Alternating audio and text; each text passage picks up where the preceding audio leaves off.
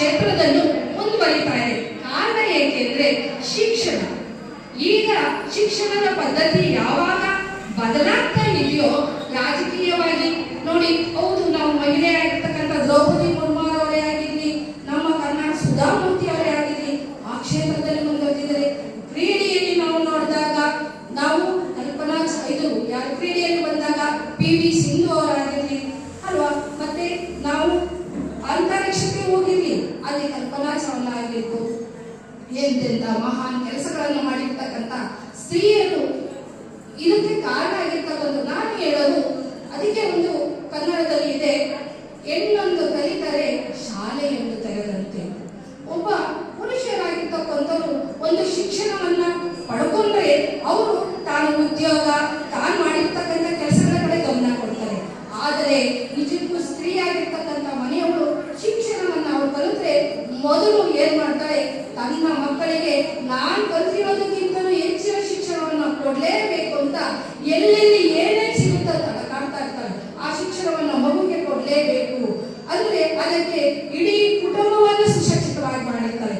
ಅದೇ ಕಾರಣಕ್ಕೋಸ್ಕರ ನಮ್ಮ ದೇಶದಲ್ಲಿ ಈ ರೀತಿ ಯಾವಾಗ ಮುಂದುವರೆದು ಎಲ್ಲಾ ಸ್ತ್ರೀಯರು ಸಹ ನಾವು ಚೆನ್ನಾಗಿ ರಾಜಕೀಯದಲ್ಲಾಗಿರ್ಲಿ, ಶಿಕ್ಷಣದಲ್ಲಾಗಿರ್ಲಿ, ಮತ್ತೆ ಅಂತರಿಕ್ಷದ ಯಾನದಲ್ಲಾಗಿರ್ಲಿ, ಆಮೇಲೆ ಯೋಧರಾಗಿರ್ಲಿ, ಎಲ್ಲಾದ್ರೂ ನಮ್ಮ ಕ್ಷೇತ್ರದಲ್ಲಿ ನಾವು ಮುಂದುವರಿತಾ ಬರ್ತಾ ಇದ್ದೀವಿ.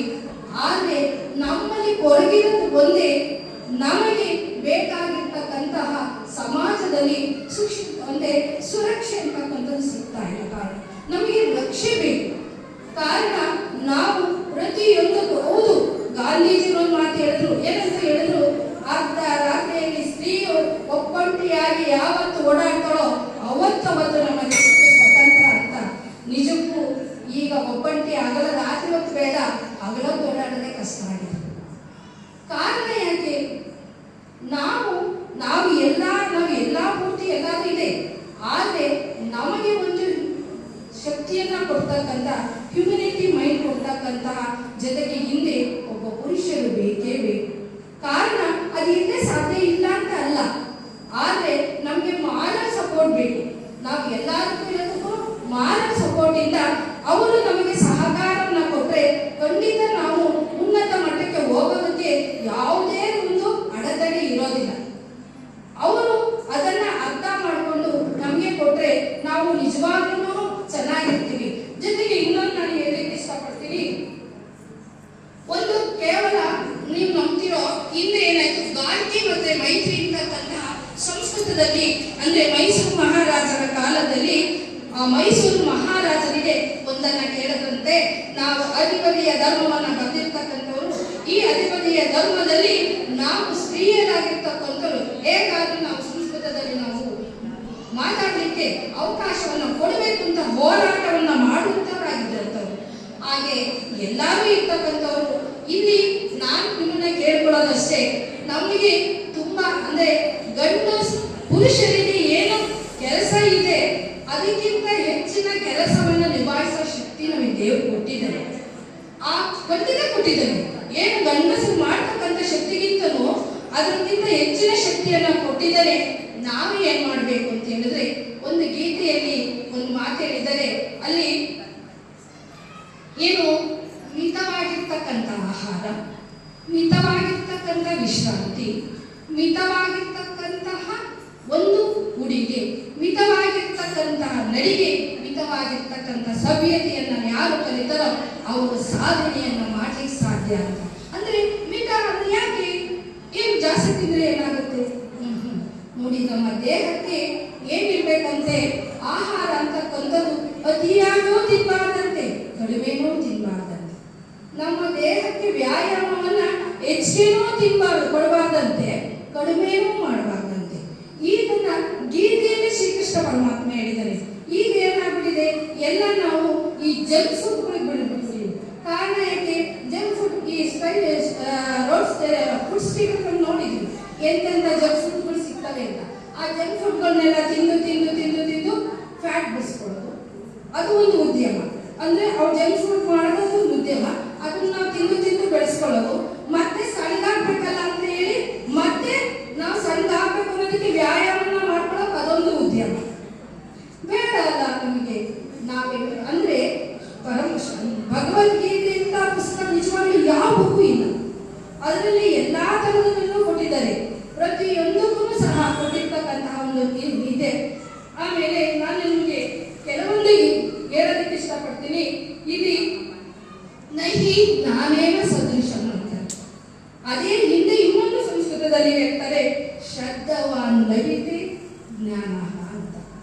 ಈ ಜ್ಞಾನೇನ ಸದೃಶ. ಹೌದು, ಜ್ಞಾನಕ್ಕಿಂತ ಮಿಗಿಲಾಗಿರ್ತಕ್ಕಂಥದ್ದು ಯಾವುದಿಲ್ಲ.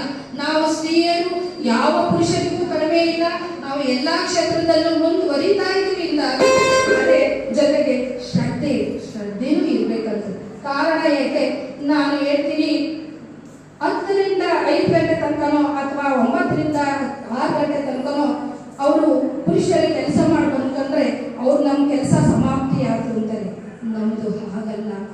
ಬೆಳಗ್ಗೆ 5:30 6 ಗಂಟೆಗೆ ಪ್ರಾರಂಭವಾಗಿರ್ತಕ್ಕಂತಹ ಕೆಲಸ ರಾತ್ರಿ 9:30 10 ಗಂಟೆವರೆಗೂ ನಾವು ದುಡಿತಕ್ಕಂತಹ ಕೆಲಸ ತೃಪ್ತಿ ಒಂದೇ ಒಂದು ಏನೇ ಇಲ್ಲ. ಅವಳಿಗೆ ಬೇಕಾಗಿರ್ತಕ್ಕಂಥ ಸಮಾನವಾಗಿರ್ತಕ್ಕಂಥ ಗೌರವ ಜೊತೆಗೆ ಪ್ರೀತಿ, ಅಲ್ಲಿ ಅನುಕಂಪ ಬೇಕಿಲ್ಲ. ಅನುಕಂಪ ಬೇಕಾಗಿಲ್ಲ.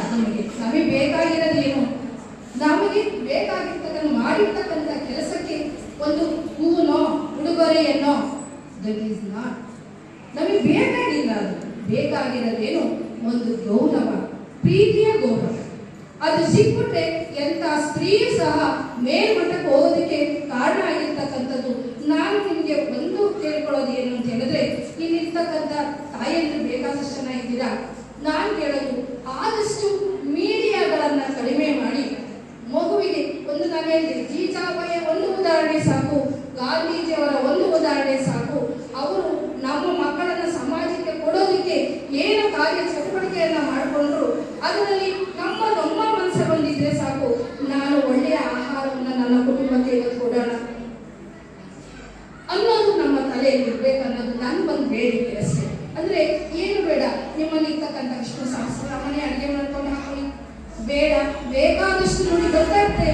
ಏನು ಒಳ್ಳೊಳ್ಳೆ ಡಾಕ್ಟರ್ ನಾವು ವಾಸವಿ ಕನಿಕಾ ಪರಮೇಶ್ವರಿ ಇದರಲ್ಲಿ ವಾಸವಿ ಇದರ ಶಾಲೆಯಲ್ಲಿ ಅವ್ರದ್ದು ಕೇಳಿದ್ರೆ ನಿಜಕ್ಕೂ ಎಂತಹ ಹಿತನುಡಿಗಳಿರುತ್ತೆ. ಇವುಗಳನ್ನ ಕೇಳ್ತಾ ಒಳ್ಳೆಯದನ್ನ ನಮ್ಮ ಕುಟುಂಬಕ್ಕೆ ಕೊಡೋಣ. ಜೊತೆಗೆ ಇಡೀ ಕುಟುಂಬವನ್ನ ಜವಾಬ್ದಾರಿಯಿಂದ ಮಾಡಿದಾಗ ದೇಶದ ಪ್ರಗತಿ ಹೆಚ್ಚಾಗುತ್ತೆ. ಅಂದ್ರೆ ಹೆಣ್ಣು ಮಕ್ಕಳು ಆರ್ಥಿಕತೆಯಲ್ಲಿ ಸ್ವಾವಲಂಬನ ಪಡೆದು ಮುಂದೆ ದೇಶದ ಆರ್ಥಿಕತೆಯೇ ಮೇಲೆ ಹೋಗುತ್ತೆ.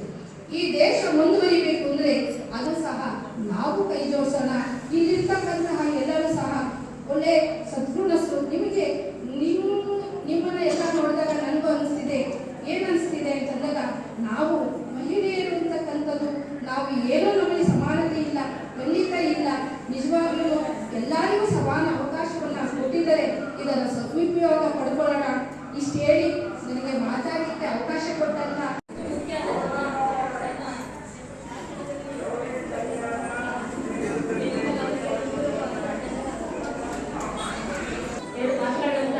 ಹೇಳ್ಬೇಕು ಅಂತ ಕೇಳ್ಬೋದು. ಹಾಗೂ ನಮ್ಮ ಮಹಿಳಾ ಮಂಡಳಿ ಅಧ್ಯಕ್ಷರಾದಂತಹ ಜ್ಯೋತಿ ಹಂಸರಾಜ್ ಅವರಿಗೂ ಹಾಗೂ ನನ್ನ ಸಹಪಾಠಿಗಳಿಗೂ ಇಲ್ಲಿ ಸೇರಿದಂತಹ ಎಲ್ಲ ಮಹಿಳೆಯರಿಗೂ ಮಹಿಳಾ ದಿನಾಚರಣೆಯ ಶುಭಾಶಯಗಳು. ಮಾರ್ಚ್ 8 ವಿಶ್ವ ಅಂತಾರಾಷ್ಟ್ರೀಯ ಮಹಿಳಾ ವಿಶೇಷ ದಿನವಾಗಿದೆ. ಈ ದಿನದಂದು ಮಹಿಳೆಯ ಸಾಮಾಜಿಕ, ಸಾಂಸ್ಕೃತಿಕ ಹಾಗೂ ರಾಜಕೀಯ ಸಾಧನೆಗಳನ್ನು ಗುರುತಿಸುವ ಮತ್ತು ಸಂಭ್ರಮಿಸುವ ದಿನವಾಗಿದೆ. ಮಹಿಳಾ ದಿನಾಚರಣೆಯನ್ನು ಆಚರಿಸುವ ಉದ್ದೇಶ ಸಮಾಜದಲ್ಲಿ ಹೆಣ್ಣು ಮತ್ತು ಗಂಡಿಗೆ ಸಮಾನ ಹಕ್ಕು ಮತ್ತು ಅವಕಾಶಗಳನ್ನು ಒದಗಿಸುವ ಉತ್ತೇಜಿಸುವುದಾಗಿದೆ. ಪ್ರತಿಯೊಬ್ಬ ಮನುಷ್ಯನ ಯಶಸ್ಸಿನ ಹಿಂದೆ ಒಬ್ಬ ಮಹಿಳೆ ಬೆನ್ನೆಲುಬಾಗಿ ನಿಂತು ಕೆಲಸ ಮಾಡಿ ಕೊಡುತ್ತಾಳೆ. ಪ್ರತಿ ಮಹಿಳೆಯೂ ಸಹ ತಮ್ಮ ಮನೆ ಹಾಗೂ ಸಂಸಾರದ ಕಣ್ಣು ಸಾಧಕಿ. ಹೆಣ್ಣು ಇಲ್ಲದೆ ಯಾವ ಸಾಧನೆಯೂ ಸಾಧ್ಯವಿಲ್ಲ. ಎಲ್ಲ ಕ್ಷೇತ್ರದಲ್ಲೂ ಮಹಿಳೆ ತನ್ನನ್ನು ತಾನು ಗುರುತಿಸಿಕೊಂಡಿದ್ದಾಳೆ. ಇಷ್ಟು ಮಾತನಾಡಲು ಅವಕಾಶಕ್ಕೆ ಆಗಮಿಸಿದಂತಹ ಬೇಬಿ ಕಲಾ ಮೇಡಮ್ ಅವರಿಗೆ ಹಾಗೂ ನಮ್ಮ ಕಾರ್ಯದರ್ಶಿಗಳಾದ ಲಕ್ಷ್ಮೀ ಶ್ರೀಧರ್ ಅವರಿಗೆ ಹಾಗೂ ಇಲ್ಲಿ ನೆರೆದಂತಹ ಎಲ್ಲ ಮಹಿಳೆಯರಿಗೂ ನಾನು ಸ್ವಾಗತವನ್ನು ಕೊಡ್ತಾ, ಇಷ್ಟೊತ್ತು ಬೇಬಿ ಕಲಾ ಮೇಡಮ್ ಅವರು ಮಹಿಳೆಯರ ಬಗ್ಗೆ ಏನೇನು ಹೇಳಬೇಕು ಅನ್ನೋದು ಎಲ್ಲ ಹೇಳಿದ್ದಾರೆ. ಹಾಗೆ ಈಗ ನಾನಂತ ಹೇಳ ಅಂತದೇನಿಲ್ಲ, ಆದರೂ 2 ಮಾತು ಹೇಳೋಣ ಅಂತ ಅಷ್ಟೇ.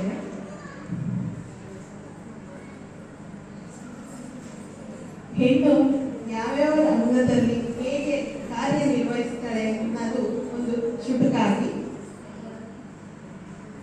ಹೆಣ್ಣು ಹೆಣ್ಣಾಗಿ, ಮಗಳಾಗಿ, ತಾಯಾಗಿ, ಅಕ್ಕ ತಂಗಿಯಾಗಿ, ಗೆಳತಿಯಾಗಿ, ಹೆಂಡತಿಯಾಗಿ, ಮನೆಯೊಳಗಿನ ನಗುವಾಗಿ, ಮನದೊಳಗಿನ ಒಲುಮೆಯಾಗಿ, ಸರ್ವರಿಗೂ ಬೆಳಕಾಗಿ, ಅರ್ಹತೆಗೆ ಸ್ಫೂರ್ತಿಯ ಸೆಲೆಯಾಗಿ, ಕಷ್ಟ ಕಾರ್ಪಣ್ಯಗಳನ್ನೆಲ್ಲ ಎದುರಿಸುವ ಯೋಗಿನಿಯಾಗಿ, ಸಂಸಾರವೆಂಬ ಸಾಗರದಲ್ಲಿ ಸಹಬಾಳ್ವೆಯನ್ನು ಸಂಭಾಳಿಸುವ ಸೂಕ್ತ ಶಕ್ತಿಯ ಮಕ್ಕಳನ್ನು ಎತ್ತು ಹೊತ್ತು ಶಿಸ್ತಿನಿಂದಲೇ ಸಂರಕ್ಷಿಸುವ ಗುರುವಾಗಿ, ಮನೆಯ ಒಳಗೂ ಹೊರಗೂ ಗಂಡಿನ ಜೊತೆಗೆ ಹೆಗಲಾಗಿ, ಅವರಿಗೆ ಸಮನಾಗಿ, ಜೀವ ಜಗತ್ತಿಗೆ ಉಸಿರಾಗಿ, ಕ್ಷಮೆಯ ದರಿದ್ರಿಯಾದವಳೇ ಹೆಣ್ಣು.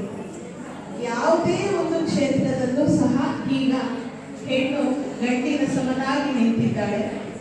ಹೀಗಿರುವಾಗ ನಾವು ಏನು ಕಡಿಮೆಯನ್ನ, ಅವರಿಗೆ ಜಾಸ್ತಿಯನ್ನ, ಅವರ ಜೊತೆಯಾಗಿ ನಾವು ಹೆಜ್ಜೆ ಹಾಕ್ತಾ ಇದ್ದೀವಿ. ಈ ಎರಡು ಮಾತನಾಡಲು ಅವಕಾಶ. ಮಹಿಳೆಯರ ಬಗ್ಗೆ ಅಚ್ಚುಕಟ್ಟಾಗಿ ಮಾತನಾಡಿದಂತಹ ಜ್ಯೋತಿ ನಾಗರಾಜ್ ಅವರಿಗೆ ಹೃತ್ಪೂರ್ವಕವಾದ ವಂದನೆಗಳು.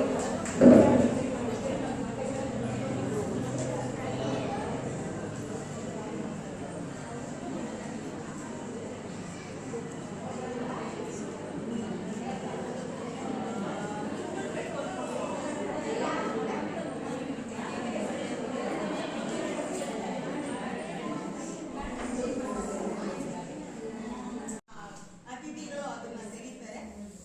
ಆ ಯಾರಿಬ್ರು ಬರುತ್ತೋ ಅವ್ರು ಬಂದು ಹೆಣ್ಣಿನ ಬಗ್ಗೆ ಅಂದ್ರೆ ಮಹಿಳೆಯರ ಬಗ್ಗೆ ಒಂದೆರಡು ಮಾತು ಯಾರಾದ್ರೂ ಆಯ್ತು, ನಿಮ್ಮ ಮನಸ್ಸಿಗೆ ಯಾವ ರೀತಿ ತೋಚುತ್ತೋ ಅದನ್ನೇ ಹೇಳಿ.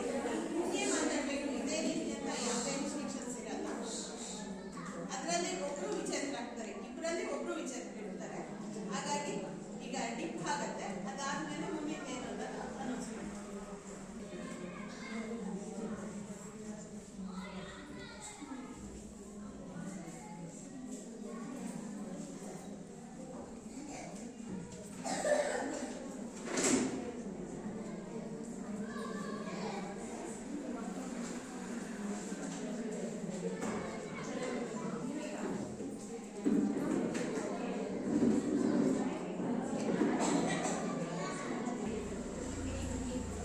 ಕೇಕ್ ಕಟಿಂಗ್ ಇರುತ್ತೆ, ಅದಾದ್ಮೇಲೆ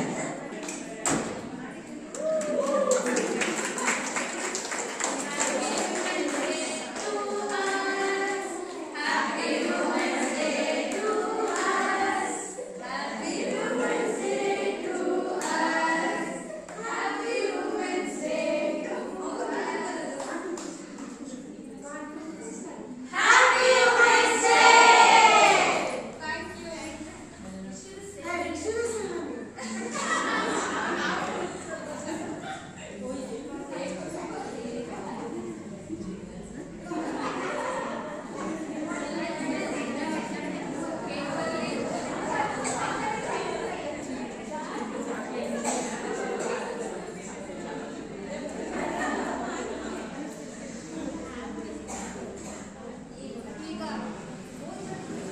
ಮೊದಲನೇದು ಸೀರಿಯಲ್ ನಂಬರ್ 28 ಪೂಜಾ ಅಭಿಷೇಕ್. ಅದರಲ್ಲಿ ಅವರು ಏನ್ ಮಾತಾಡ್ತಾರೆ ಅನ್ನೋದು ಕೇಳಿಸ್ಕೊಳ್ಳಿ. ಸ್ಟಾರ್ಟ್. ಎಲ್ಲರಿಗೂ ನಮಸ್ಕಾರ. ನಾನು Pooja Abhishek. Actually happy women's day to all. ನಾನು ಕನ್ನಡ ಮಾತಾಡೋದು ನನಗೆ ಏನು ಮಾತಾಡಬೇಕಂತ ಗೊತ್ತಾಗ್ತಿಲ್ಲ, ಆದರೂ ಸ್ವಲ್ಪ ಎಷ್ಟು ಬರುತ್ತೋ ಅಷ್ಟು ಮಾತಾಡ್ತೀನಿ. ಹೆಣ್ಣಾಗಿ ಹುಟ್ಟಿರೋದಕ್ಕೆ ನಾನು ತುಂಬ ಪ್ರೌಡ್ ಫೀಲ್ ಮಾಡ್ತೀನಿ. ಆಮೇಲೆ ಒಂದು ಹೆಣ್ಣಾಗಿ ಎಷ್ಟು ಥರ ರೆಸ್ಪಾನ್ಸಿಬಿಲಿಟೀಸು ನಿಭಾಯಿಸ್ಬೋದು ಅಂತಂತಂದರೆ, ಒಂದು ಹೆಣ್ಣು ಮಗಳಾಗಿರ್ಬೋದು, ಮಗಳಾಗಿ ಅಪ್ಪ ಅಮ್ಮಗೆ ಒಳ್ಳೆ ಹೆಸರು ತಂದುಕೊಡೋದಾಗಿರ್ಬೋದು. ನೆಕ್ಸ್ಟು ಅವಳು ದೊಡ್ಡವಳಾಗ್ತಾಳೆ, ಅದಾದ್ರ ಮೇಲೆ ಅವಳಿಗೆ ಮದುವೆ ಆಗುತ್ತೆ, ಒಂದು ಡಾಟರ್ ಇಲ್ಲ ಅಂದರೆ ಒಂದು ಸೊಸೆಯಾಗಿ ಯಾವ ಥರ ರೆಸ್ಪಾನ್ಸಿಬಿಲಿಟಿ ತಗೋಬೋದು ಅವಳು ತಗೊತಾಳೆ. ಅದಾದಮೇಲೆ ಆ್ಯಸ್ ಎ ವೈಫ್ ಆಗಿ ಅವಳು ಏನು ರೆಸ್ಪಾನ್ಸಿಬಿಲಿಟಿ ತಗೋಬೇಕೋ ತಗೋತಾಳೆ. ಅದಾದಮೇಲೆ ಅವಳ ಪ್ರೆಗ್ನೆನ್ಸಿ, ಮಗುವಿನ ಲಾಲನೆ ಪಾಲನೆ ಮಾಡೋದಾಗಿರೋದ್ರಿಂದ ಹಿಡಿದು ಆಮೇಲೆ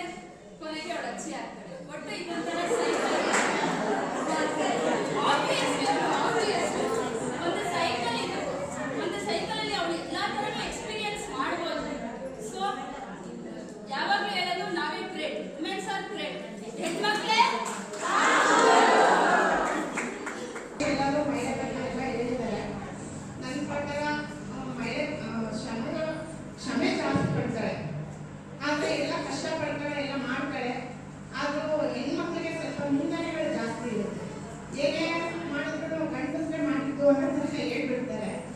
ಆಮೇಲೆ ನಾನು ಹೇಳಕ್